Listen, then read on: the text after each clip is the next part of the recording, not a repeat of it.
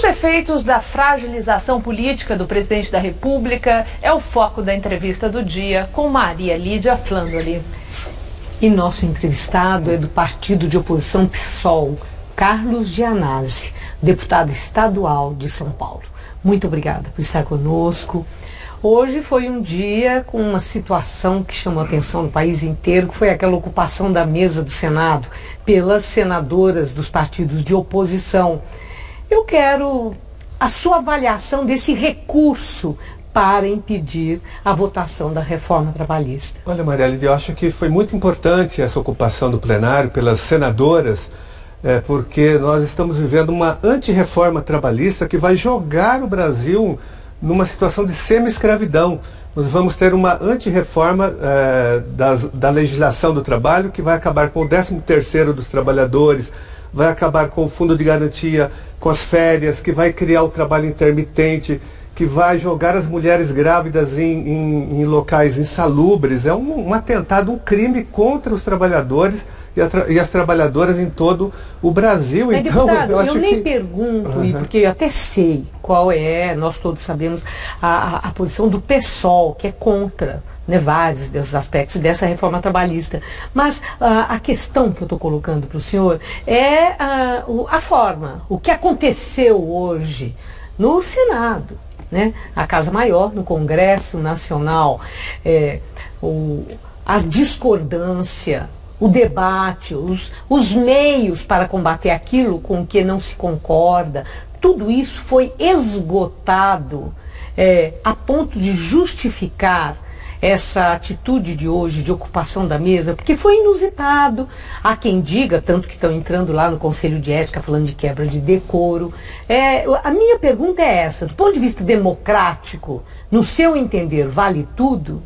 Eu acho que, na verdade, nós temos que entender que esse Congresso Nacional não tem legitimidade para retirar direitos trabalhistas, previdenciários e sociais. É um Congresso privatizado pelas empresas, muitos senadores foram comprados, muitos deputados, então ele não tem legitimidade. Então essa é uma questão menor. A ocupação é um grito ali, uma tentativa de impedir esse ataque, né, contra o povo brasileiro. Bom, eu quero passar a informação. A nossa redação acaba de me informar que foi aprovada a reforma trabalhista no Senado, 50 votos a favor da reforma contra 26 que foram contra a reforma.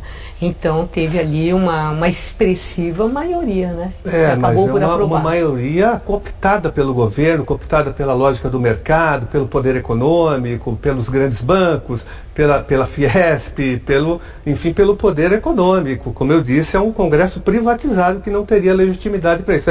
É muito triste isso. O Brasil volta a um regime de semi-escravidão. Mas é um Congresso, as pessoas que estão lá foram eleitas pelo brasileiro no voto livre? Foram, mas porém... Quando são eleitas os deputados, como o senhor é um parlamentar, né? Se a oposição ao senhor de repente começar a dizer, porque discorda que um parlamento em São Paulo ilegítimo por discordância, cabe isso se foram eleitos pelo povo? Foram eleitos, porém, nós estamos vivendo um momento muito diferente. Um momento em que, como eu disse, o poder econômico privatizou. A Odebrecht confirmou isso, a JBS confirmou que eles compraram deputados e senadores. De todos os partidos. Então, por isso que nós queremos um fora Temer e eleições diretas e o fim das reformas antitrabalhistas, antissociais, e as reformas que retiram direitos da população.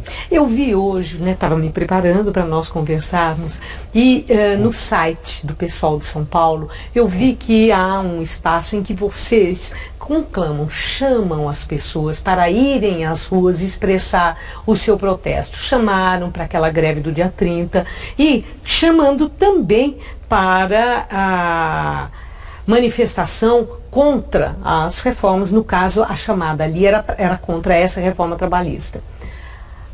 No dia 30, a greve geral não teve a expressão que em outras épocas já teve.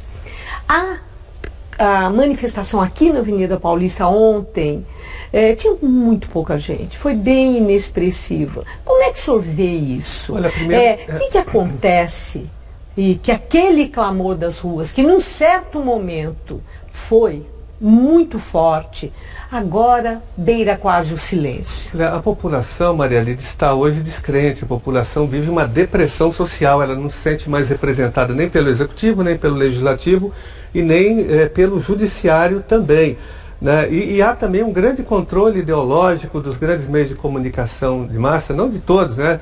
Mas sobretudo dos maiores, não é o caso aqui da TV Gazeta, que tem controlado politicamente a população e tentado passar para a população que essas reformas são benéficas, né?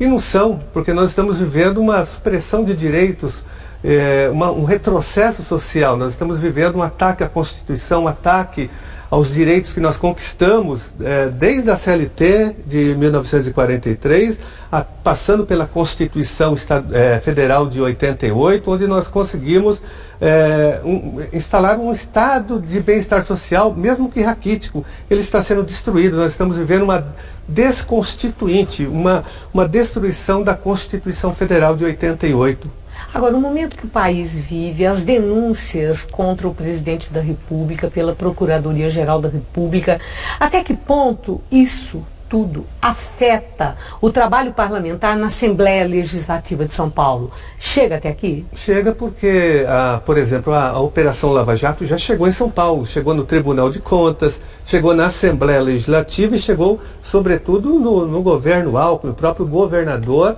será investigado na Operação Lava Jato, e tucanos aqui do alto escalão, como o José Serra, o Aloysio Nunes, estão todos implicados. Então, mas eu falei o trabalho parlamentar dos deputados. Tem uma interferência? Para encerrar. Tem, porque o governo, ele hoje tem uma dificuldade para aprovar projetos na Assembleia Legislativa, né? Hoje há uma rebelião de uma parte da base, embora ele controle a Assembleia Legislativa, embora o governo Alckmin tenha controlado, ele tem uma blindagem aqui do Tribunal de Contas, da Assembleia Legislativa, de setores do Ministério Público, setores do Tribunal de Justiça, mas as denúncias e esse quadro geral do país atrapalha sim aqui a situação de São Paulo.